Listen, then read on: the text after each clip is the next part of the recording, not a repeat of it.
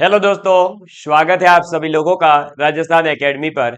मैं परवीन सिंह आप सभी लोगों के साथ में, जैसा कि आप सभी लोग जानते हैं, लगातार आप लोगों के लिए रीट की क्लासेस लेकर के आ रहा हूं। और रीट लेवल 2 के लिए मैथमेटिक्स की जो क्लासेस है उसके अंतर्गत हम लोगों ने जो है पहली यूनिट को कंप्लीट कर लिया है।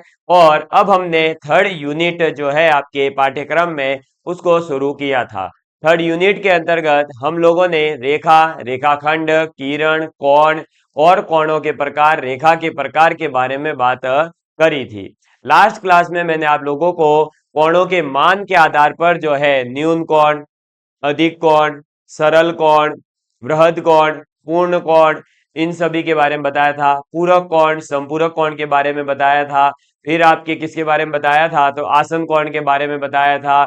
आपके शीर्षाभिमुख कोणों के बारे में बताया था। अब इससे आगे की चीजें जो है आज के वीडियो में पढ़ने वाले हैं। तो मुझे उम्मीद है कि आप सभी लोग स्वस्थ होंगे, मस्त होंगे और पढ़ाई में व्यस्त होंगे। जैसा कि आप सभी लोग जानते ही हैं, तो अब अपनी पढ़ाई को शुरू करते हैं। और शीर्षाभिमुख कोण जो है हमने समझ लिया था। इससे आगे की स्टोरी को अपन देखेंगे, मैथमेटिक्स में बढ़िया तरीके से समझने का प्रयास करेंगे। कुछ इंपॉर्टेंट पॉइंट्स मैं आपको लिखवा रहा हूं, वो पॉइंट्स आपको याद रहने चाहिए क्योंकि उन पर आधारित क्वेश्चन अक्सर एग्जाम में देखने को मिले हैं। ठीक, चलो तो नोट करके पहला पॉइंट। हाँ, हो सकता है कुछ विद्यार्थी कहेंगे सर क्या बात है, इतनी जल्दी अभी से ही जैकेट पहन लिया। भाई ऐसा है कि मैं रहता हूँ माउंट आबू में, है ना। और माउंट आबू आप लोग सभी जानते ही हैं। भाई क्या है माउंट आबू? राजस्थान का सबसे ऊंचा शहर है और सबसे ठंडा प्रदेश भी है जो माउंट आबू ही है। ठीक है, इसलिए तो पहला आप लिखेंगे कि एक ही बिंदु पर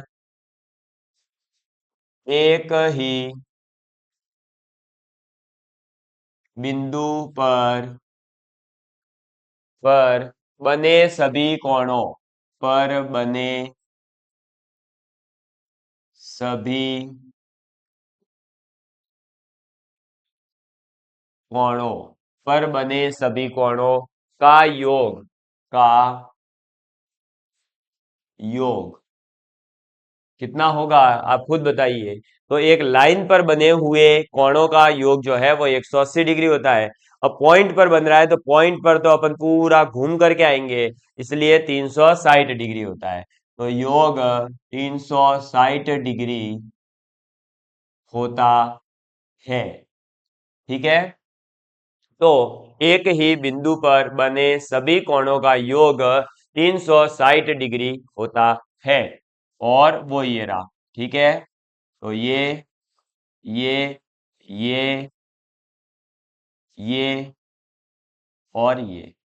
ठीक है, मान लीजिए ये ओ बिंदु है। इस बिंदु के चारों ओर ये 5 अलग अलग कोण बने हैं, जिसमें नाम दे देते हैं। जैसे ये ए ओ, ये बी ओ, ये सी ओ, ये डी ओ, ये ई ओ। ठीक है, अब हमारे पास में ये अलग अलग 5 कोण बन रहे हैं। देखो एक कोण ये रहा ए ओ बी, फिर दूसरा कोण ये रहा बी ओ सी, फिर तीसरा कोण ये रहा, नाम दे दो थीटा वन, इसका नाम थीटा टू, फिर ये theta three C O D, फिर डी ओ ई ये है थीटा फोर, और फिर ई ओ ए थीटा फाइव। ठीक है, तो इन सभी कोणों का यानी theta one plus theta two plus theta three plus theta four plus theta five, तो theta one, theta two, theta three, theta four, five, चारों के चारों, सॉरी पांच के पांच कोणों का योग कितना होगा? 360 डिग्री होगा।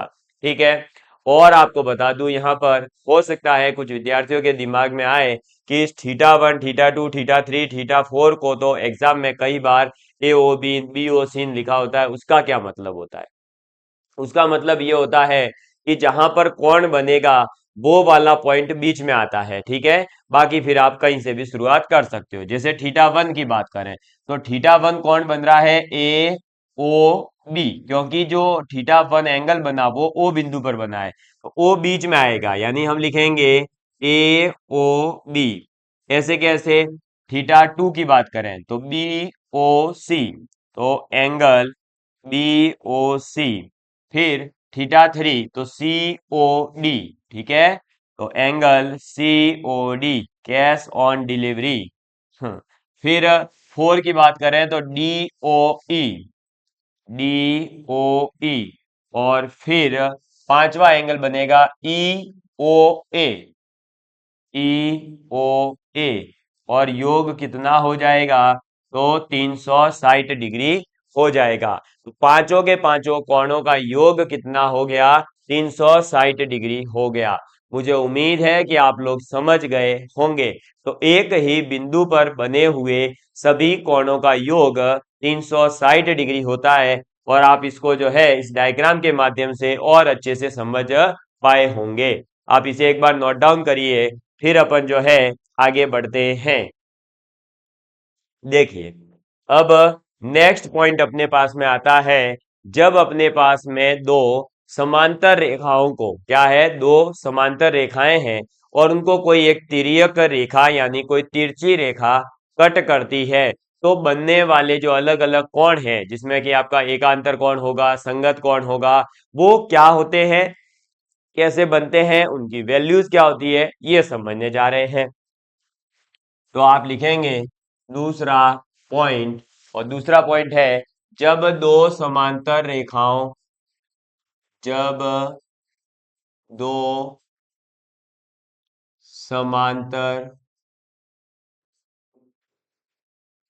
रेखाओं, जब दो समांतर रेखाओं को को एक को एक तिर्यक तिर्यक रेखा, तिर्यक रेखा प्रतिच्छेद करें, ठीक है, तिर्यक रेखा प्रतिच्छेद करे, प्रतिच्छेद करे, तब बनने वाले कोण, करे तब बनने वाले कोण, बनने वाले कोण, ठीक है। तो जब दो समांतर रेखाओं को एक तिर्यक रेखा प्रतिच्छेद करे तो बनने वाले कोण, जिसमें अपन सबसे पहले कोण की बात कर रहे हैं, वो है एकांतर कोण। किसकी बात करेंगे, एकांतर कोण की बात करेंगे। एकांतर कोण को इंग्लिश में अल्टरनेटिव एंगल कहा जाता है। क्या कहा जाता है, अल्टरनेटिव एंगल कहा जाता है। अल्टरनेटिव एंगल कब बनते हैं, तो लिखेंगे जब दो समांतर, जब दो समांतर रेखाओं को कोई, रेखाओं को रेखाओं को कोई, जब दो समांतर रेखाओं को कोई तिर्यक रेखा काटती है, तिर्यक रेखा, ठीक है, कोई तिर्यक रेखा काटती है, काटती है, तिर्यक रेखा काटती है, तो विपरीत, तो विपरीत और बनने वाले, विपरीत और बनने वाले, विपरीत और बनने वाले अंतः कोण, अंतः कोण मतलब अंदर की ओर, ठीक है, तो अंतः कोण, विपरीत और बनने वाले अंतः कोण एकांतर कोण कहलाते हैं। एकांतर कोण, एकांतर कोण कहलाते हैं, कहलाते हैं। क्लियर। तो एकांतर कोण कौन से होते हैं आपको क्लियर हो ही गया होगा, अभी डायग्राम से आपको समझ में भी आ जाएगा। इसी के अंदर इस सेकेंड पॉइंट के एकांतर कोण में एक नोट लिखेंगे कि जब आपको पता नहीं चले कि भाई कहां पर बनता है एकांतर कोण, तो ये याद रखें, थोड़ी सी साइज बढ़ा देता हूं, जब ऐसे, जेड आकृति बन रही हो, ठीक है, और जेड आकृति में एक इधर कोण है, दूसरा इधर कोण है, ठीक है। तो जब ऐसे इधर एक कोण बनेगा तो वो θ1 होगा, तो उसके जस्ट अपोजिट इधर भी θ1 ही बनता है।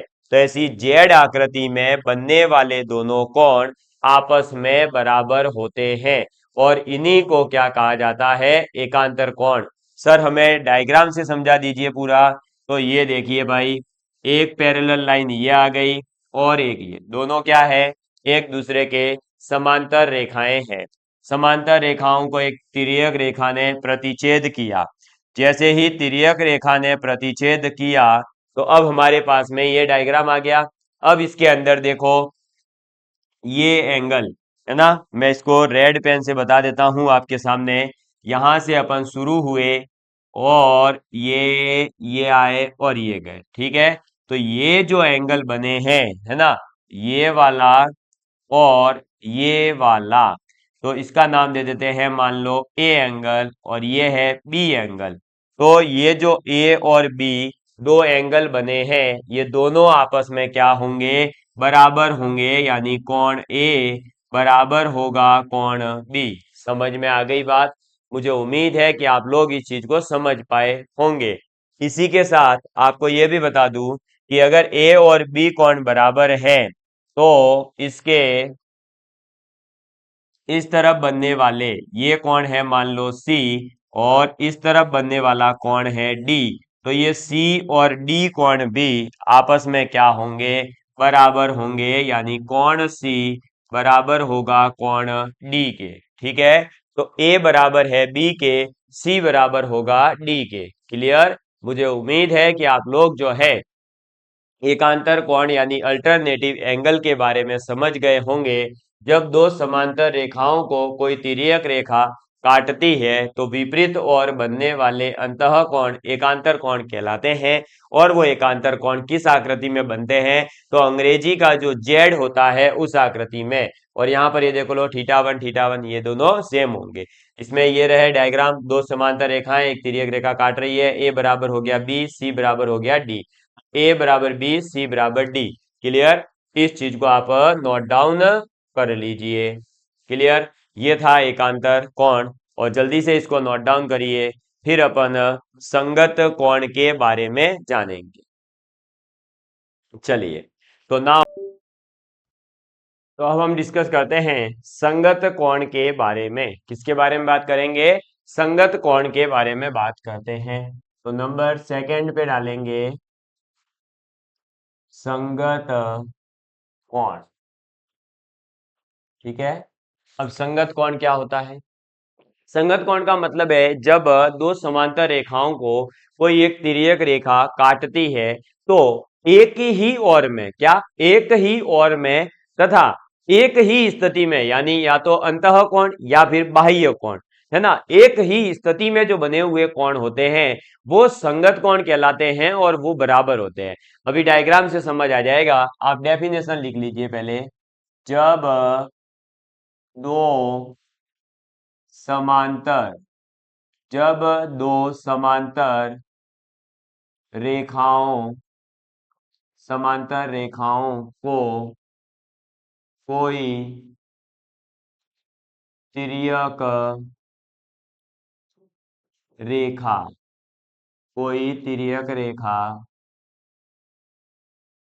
काटती है तो कोई तिर्यक रेखा काटती है तो एक ही एक ही और एक ही और तथा एक ही तथा एक ही स्थिति, ठीक है, एक ही और तथा एक ही स्थिति में बनने वाले बनने वाले कोण संगत कोण बनने वाले कोण संगत कोण क्या संगत कोण कहलाते हैं। कहलाते हैं। ठीक है, अब संगत कोण कैसे कहलाते हैं वो देख लीजिए एक बार। ये लीजिए, हमने दो समांतर रेखाएं खींची, इन समांतर रेखाओं को ये एक तिर्यक रेखा ने काटा।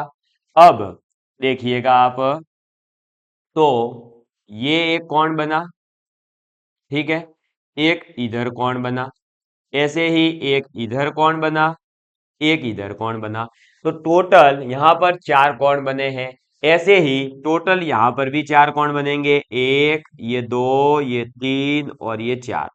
अब देखिए, ये जो चार चार कोण बने हैं, तो अब हमारे पास में जो ये एक नंबर का कोण है, ये एक नंबर वाला कोण, ये एक नंबर का कोण इसी स्थिति में यानी बाहर की तरफ, तो ये रहा दो नंबर पे। देखो, ये एक नंबर भाई इस समांतर रेखा के क्या है, ऊपर, तो इस समांतर रेखा के ऊपर, और इसी साइड में, तो इसी साइड में कौन सा है, एक ही और है, और एक ही स्थिति में है, तो एक और दो बराबर हो गए। ऐसे ही आप अगर देखेंगे, तो मान लीजिए ये है तीन नंबर का एंगल, तो ये भी हो जाएगा चार, तो ये तीन और चार बराबर, एक और दो बराबर। ऐसे ही ये है मान लीजिए पांच, तो ये हो जाएगा छह, ये हो जाएगा सात, तो ये हो जाएगा आठ। और ये आपस में कौन कौन से बराबर है वो देख लीजिए। तो कोण एक बराबर होगा कोण दो के, ठीक है। तो ये जो कोण एक है ये बराबर होगा कोण दो के। ऐसे ही कोण तीन जो है वो बराबर होगा कोण चार के। तो कोण तीन बराबर होगा कोण चार के। फिर नीचे वाले, तो पांच और इसमें नीचे आने वाला छह, यानी कोण पांच बराबर कोण छह। और इधर का कोण हो जाएगा सात, और ये इसके नीचे आने वाला कोण आठ। ठीक है, तो आपस में इस प्रकार से ये चारों जो है भाई, चार कोण ऊपर वाले नीचे वाले चार कोणों के बराबर कैसे होते हैं वो आपको पता चल गया होगा।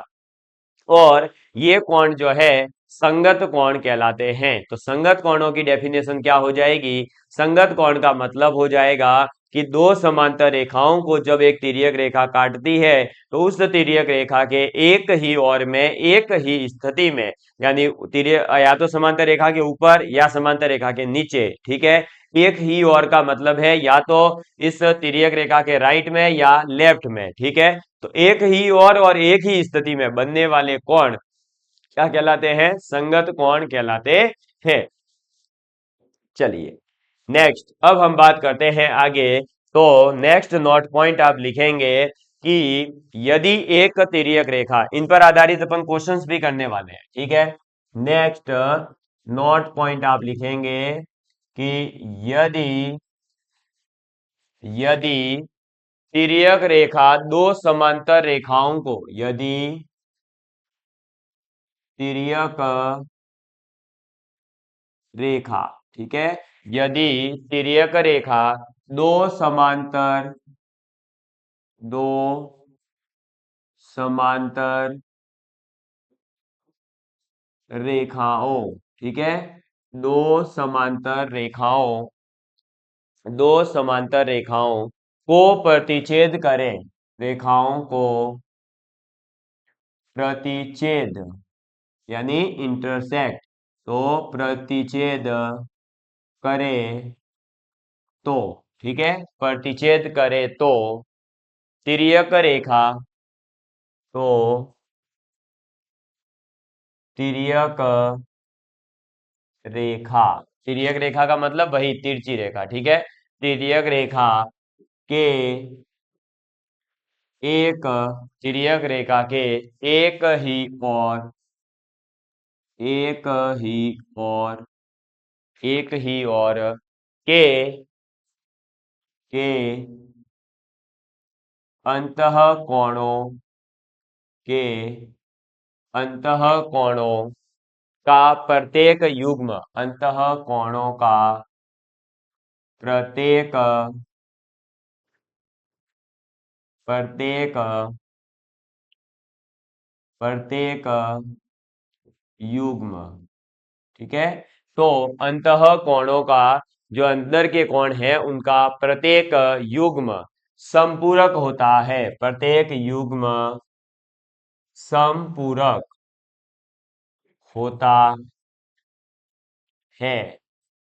ठीक है, तो तिर्यक रेखा को, दो समांतर रेखाओं को जब प्रतिच्छेद करती है तिर्यक रेखा, तो जो एक ही ओर में बने हुए अंतः कोण होते हैं, उन अंतः कोणों का योग 180 डिग्री होता है, या ये कहें कि दोनों कोण आपस में संपूरक कोण होते हैं, क्योंकि संपूरक का मतलब ही क्या है, 180 डिग्री योग। ठीक है, कैसे वो देख लीजिए।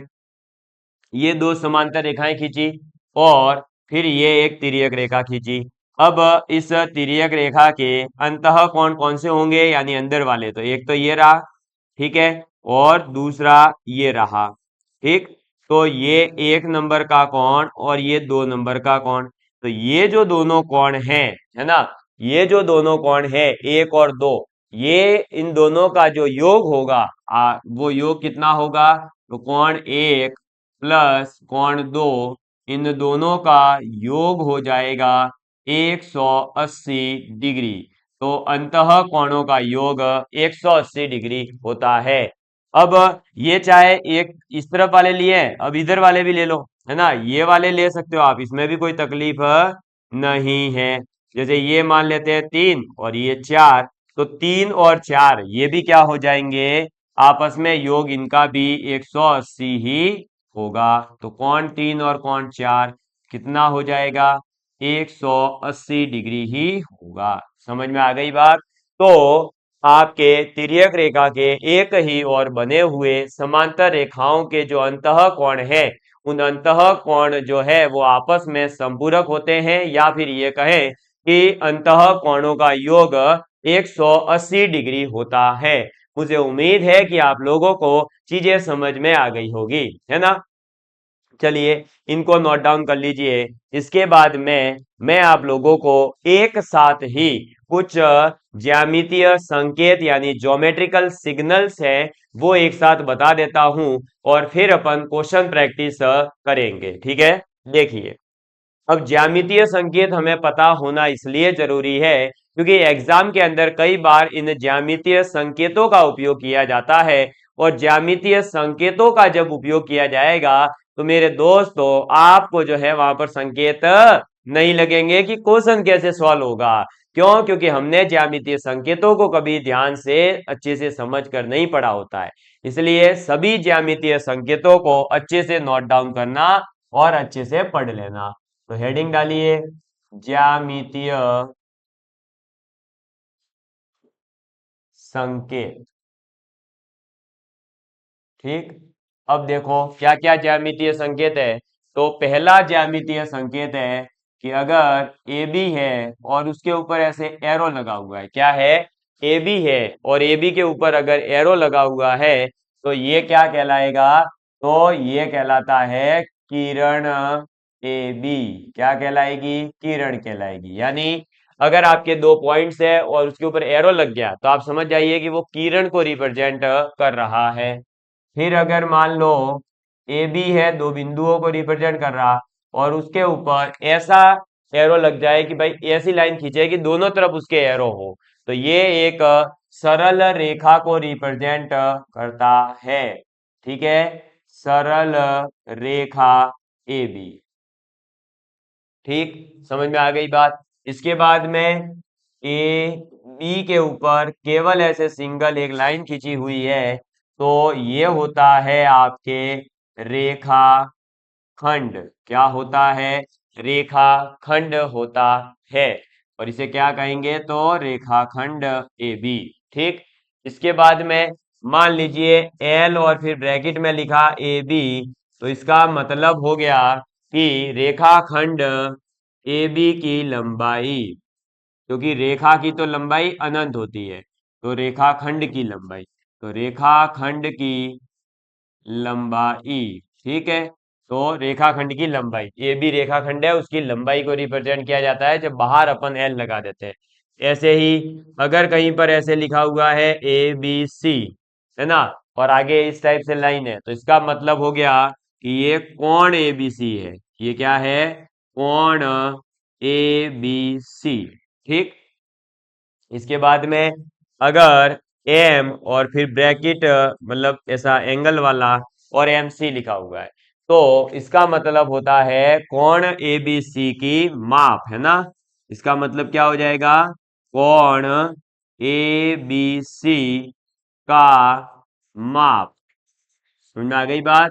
तो ABC जो कोण है उसका माप आप जो है M और फिर कोण ABC लिखकर रिप्रेजेंट करते हो। ऐसे ही अगर AB है ना, और उसके साथ में हो सकता है कि आपके पास ऐसे लाइन खींची हुई हो और साथ में ऐसे भी लिखा हुआ हो, ठीक है।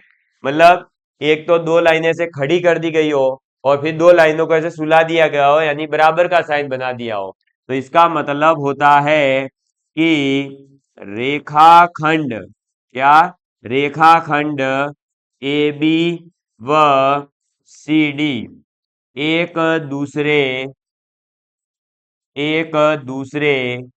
के समांतर, एक दूसरे के समांतर व बराबर है, ठीक है।